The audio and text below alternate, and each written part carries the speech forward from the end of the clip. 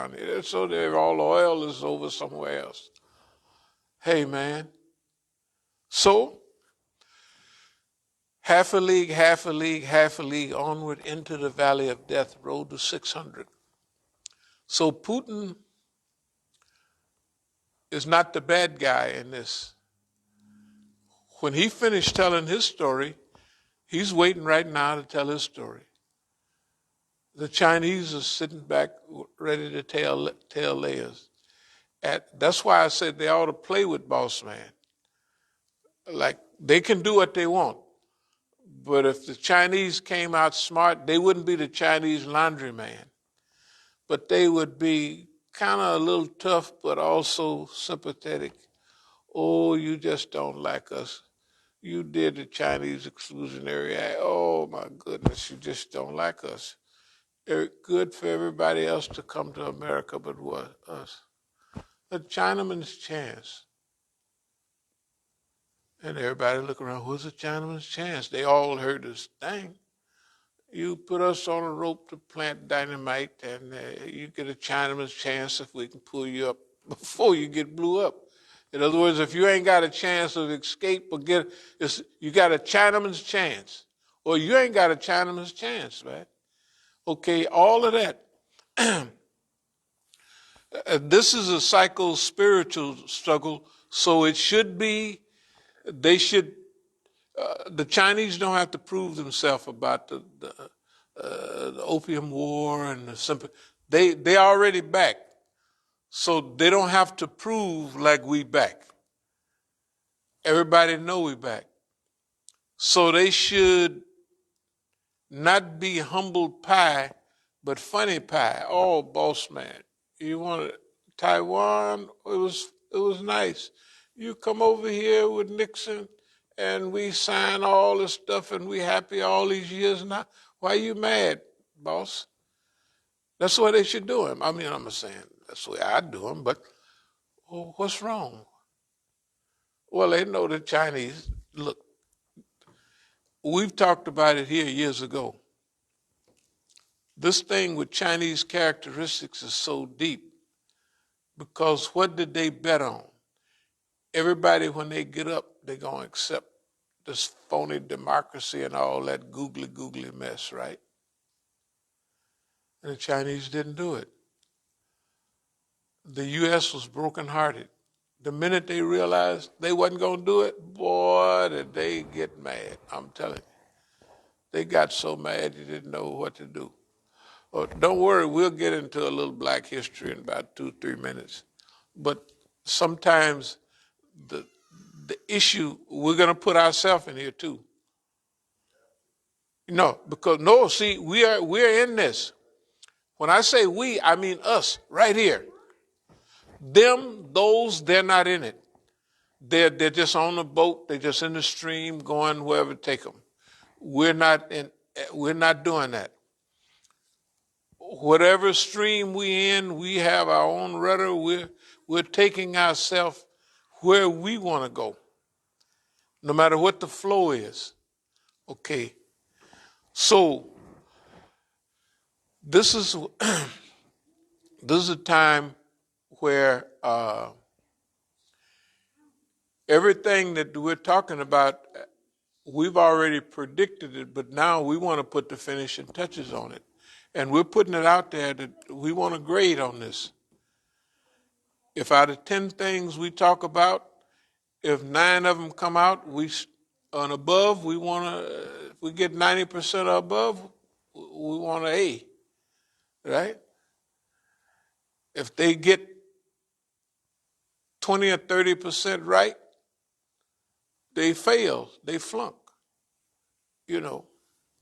Okay. Those periods in history, what's happening basically is like the Thucydides trap, so-and-so is headed down, the West is going down. People like Germany, France, and others, they don't want to be drugged down with Boss Man.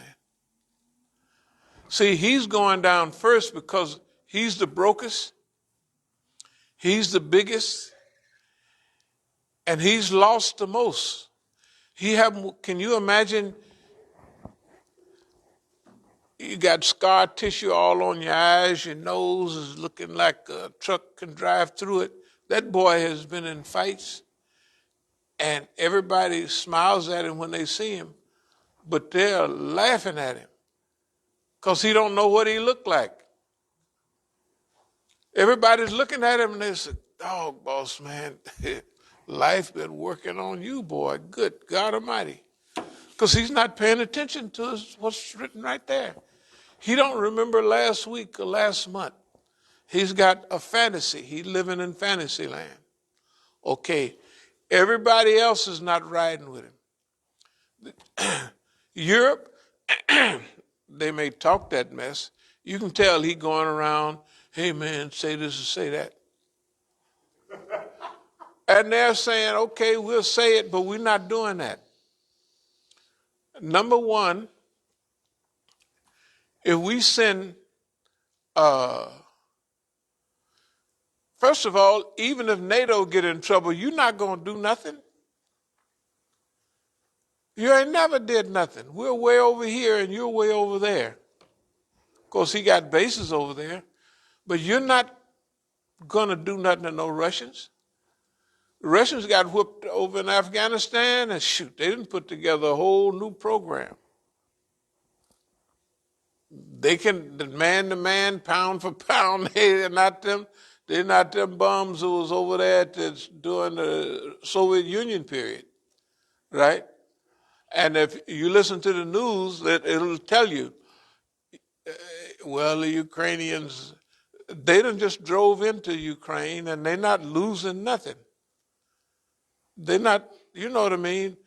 And they had these brave Ukrainians coming on there talking about the strong resistance. That's bull crap, right? You could look at the map and see where they are. It'll tell you what's going on. You know, other people don't do that. They up, way up. That place they talking about, when I used to look at the maps and be ready to go to Russia and all that, those things are almost so far up there, they're on the Russian border.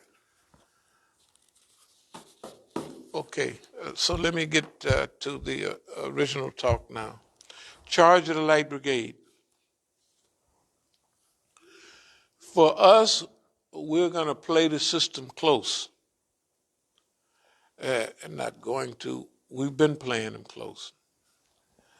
We get right up under boss man. You know, just like if you fighting the guy with good reach and everything, there's no sense you standing out there and let him bust you upside the head. You just zoop, and the closer you are to him, the better you are. You know what I mean?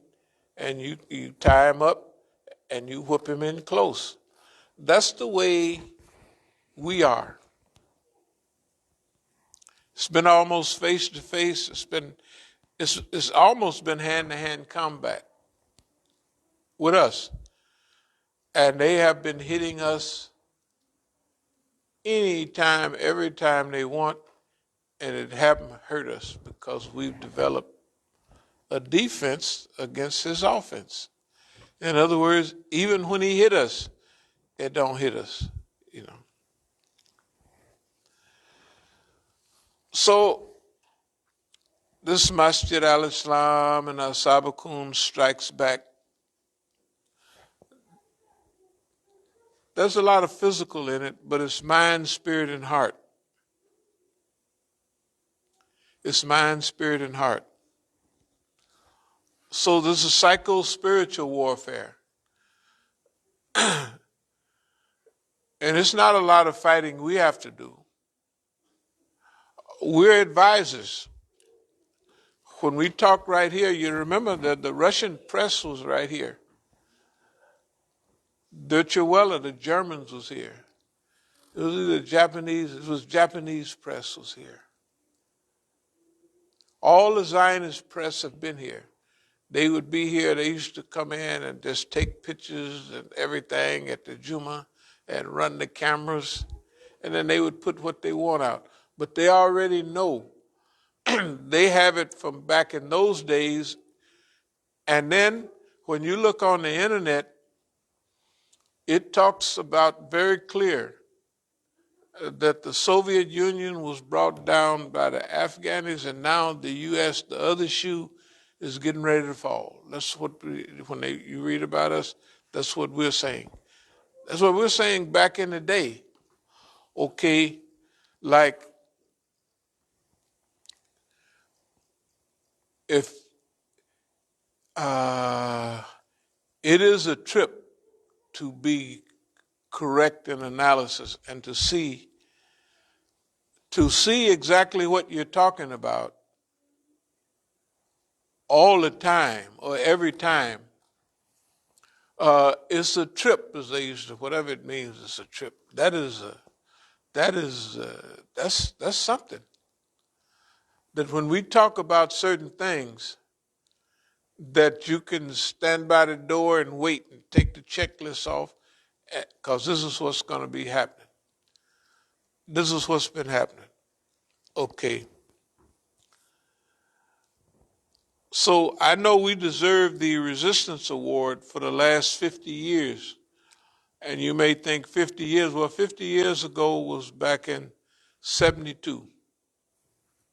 Yeah, it was 72. We was just evolving into the years between 66 and 72 was training years. But by 72, we was up on where we stood with the United States. We knew, so we had a feeling of how to manage.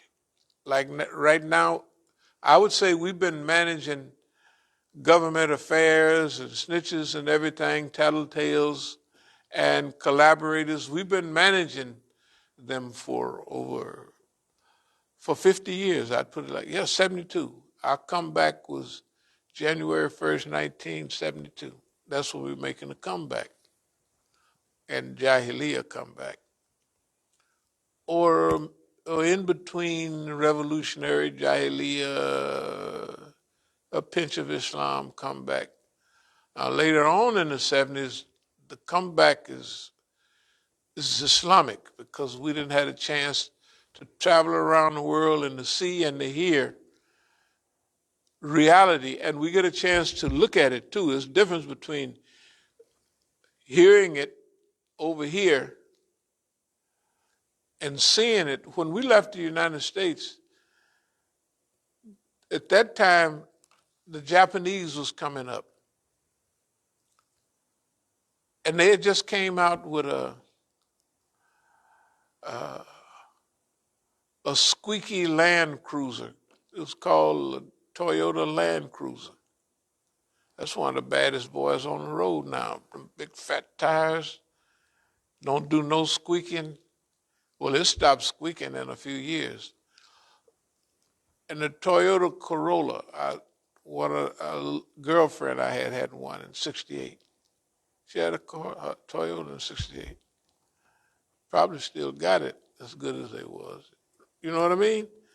We laughed at it. Toyota, toy. Because we was used to big cars, and here was this little car. It used about 2 drops of gas.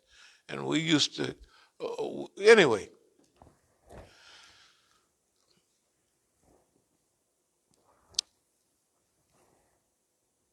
So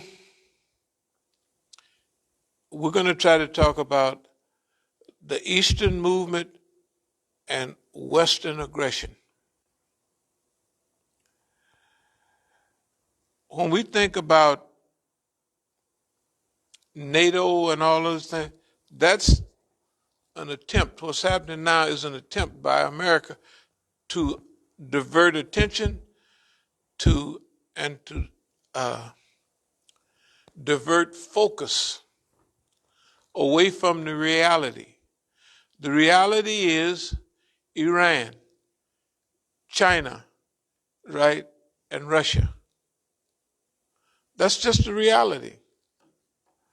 It's not either one of them by themselves. And all of them, Putin then got Russia back to where it ain't the laughing stock of the world like when Yeltsin is drunk. Can you imagine your president is drunk every day off vodka? You can't get no drunker than off vodka. Boy, I'm telling you this. And you could see it. You know where you had that drunk face? Boy, that boy had a drunk face. And the U.S. took advantage of him. And Gorbachev, he was trying to play with the United States, and the United States wasn't playing. He was sincerely, Glasnost was serious. We wanted to release the Russian people and the people of Poland from this, what we've been doing to them all this time.